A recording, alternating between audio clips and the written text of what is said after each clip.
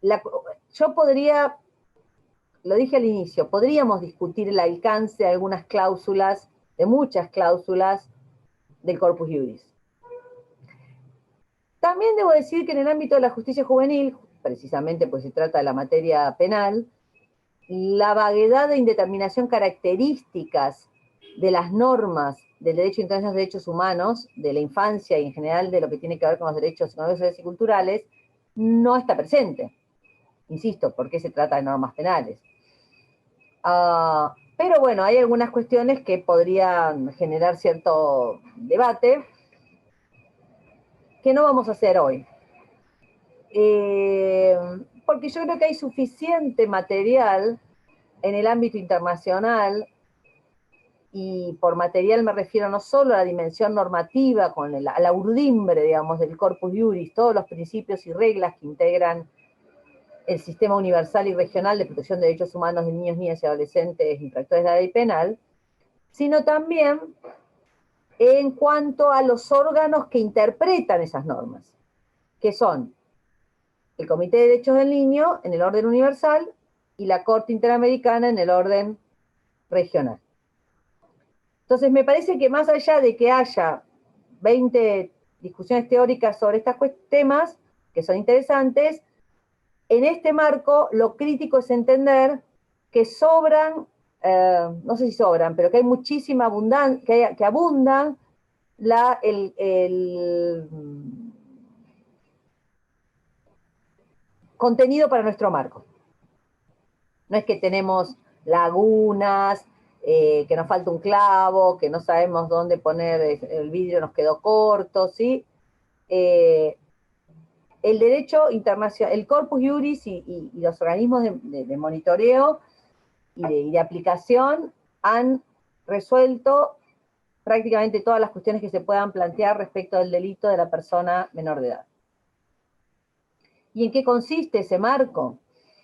Y central, lo principal, si yo les tengo que resumir, la principal obligación de los estados respecto de los chicos en lo que tiene que ver con el delito, no tiene que ver con esta materia, con este posgrado. No tiene que ver con este posgrado, porque la principal obligación está en cabeza de los poderes administradores ejecutivos y es una obligación de prevención en todas las normas internacionales, sin excepción. Y esa obligación de prevención tiene dos patas. Es tan fuerte normativamente la obligación de prevención del delito cometido por jóvenes, esto es mandato a los países, a los estados, de que generen condiciones para que los chicos no se vean involucrados en conductas delictivas, como es de fuerte el mandato de prevención en punto a la prevención de la violencia que tienen los chicos como víctimas, que es una cuestión que en nuestro medio no se tematiza, por razones que yo no puedo desarrollar esta tarde, pero que tienen que ver con la forma en la que se dio el cataclismo, digamos, el final estrondoso del tutelarismo inquisitivo, se disoció, digamos, no solo se perdieron las cuestiones vinculadas con la prevención como guía político, criminal, política social y como también, digamos, práctica de la administración, sino que además se disoció y se invisibilizó la cuestión de los menores víctimas. Esto es un fenómeno muy, muy curioso, sino por no decir dramático, no solo si se tiene en cuenta la dimensión cuantitativa del fenómeno, de cada uno de los fenómenos, que esto lo hemos conversado muchas veces, cuántos estadísticamente que es más significativo, si el número de adolescentes imputados o de víctimas, niños y adolescentes,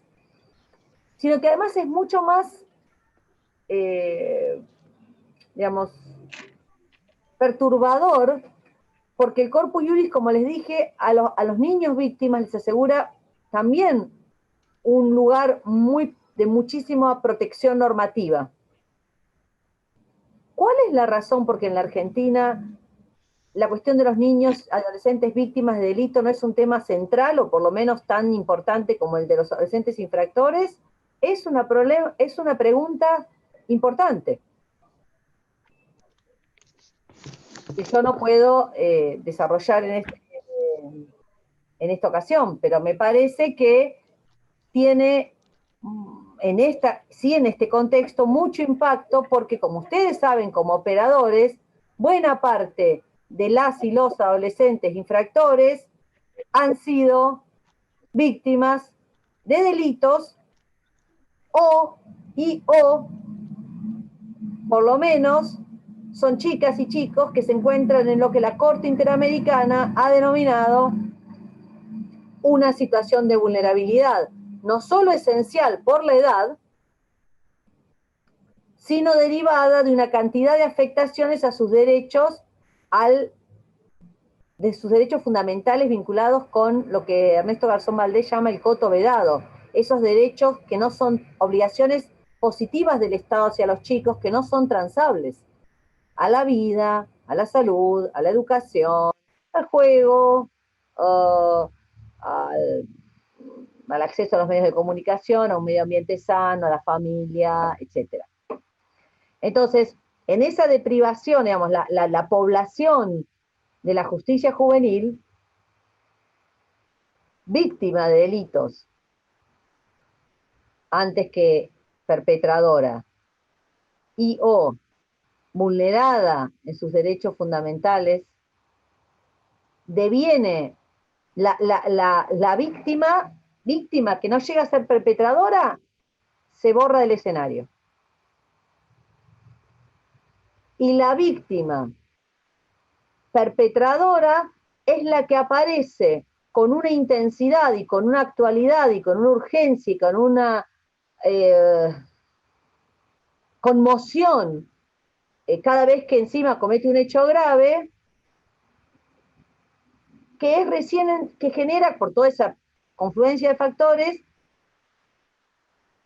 interpela al mundo adulto y al mundo estatal para decirle, bueno, y acá estoy. Cuando la obligación, entonces ahí el Estado dice, ¿cuáles son mis obligaciones en el marco del corpus juris? Bueno, te voy a asegurar el debido proceso legal, que el proceso se resuelva en un tiempo sin plazos, sin dilaciones indebidas, que no se utilice la privación de libertad sino como medida excepcional y por muy poco tiempo, que todas las medidas sean revisables, que se utilice la justicia restaurativa. Eso hay que hacerlo y es fundamental. Pero no hay una consideración respecto de todas las omisiones estatales que pusieron a esa niña o ese niño en la posición de perpetrador o perpetradora. Porque, en definitiva, si uno las ponderara con criterios muy estrictos, difícilmente podría concluir en un proceso con todas las garantías del debido proceso legal, o sea, todas las garantías, derechos y garantías penales, aún ajustadas por la especialidad, difícilmente se podría concluir que esa chica o ese chico son responsables penalmente. Entonces, para mí ahí hay un segundo gran problema de la justicia juvenil en la Argentina. El primero, recapitulemos, tiene que ver con cómo se encaran las discusiones de la reforma, donde se olvida la centralidad del derecho público local o derecho provincial. Procesal, de protección, de organizacional.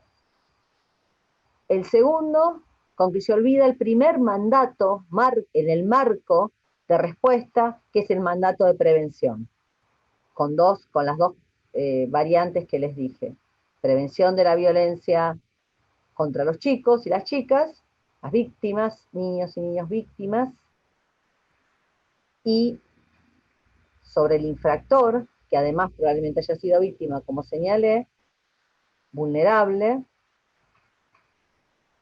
la situación de que predicamos o trabajamos en determinar una responsabilidad atenuada, pero responsabilidad penal al fin, de quien, si hacemos un análisis muy estricto, llega a la posición, no, y no tanto, llega a la posición de perpetrador de un crimen como consecuencia de una cantidad de omisiones estatales significativas. Y ese sí que es un problema desde el punto de vista conceptual y político-criminal muy importante, porque no sé si recuerdan la formulación original de la tesis del profesor Zaffaroni en su libro maravilloso En busca de las penas perdidas. Después, bueno, la argumentación del profesor Zaffaroni se orientó a otras cuestiones, pero en esa obra máxima para mí, después de su tratado de los años 80, el Tratado Negro, no sé si son más jóvenes los que están, pero es una obra extraordinaria. En ese libro, el profesor Zaffaroni como que ya construye con esmero esta categoría de la vulnerabilidad. Y en el fondo, la vulnerabilidad en Zaffaroni, que no es la vulnerabilidad a la que alude la Corte Interamericana cuando habla de grupos vulnerables, ¿sí? Es una categoría dogmática muy específica que él desarrolla en su texto, tiene que ver con poner en cuestión la idea liberal de responsabilidad penal como capacidad de un sujeto del cual se presume que tiene plena agencia moral, cuando en rigor no se le ha asegurado su porción equitativa, por decirlo así, de su participación equitativa en el contrato social, en la distribución de los bienes y colectivos, sociales, ¿no? Entonces, a mí me parece que en ese punto, Raúl Zaffaroni no desarrolló esta categoría para los chicos, pero a mí me parece que si uno contrasta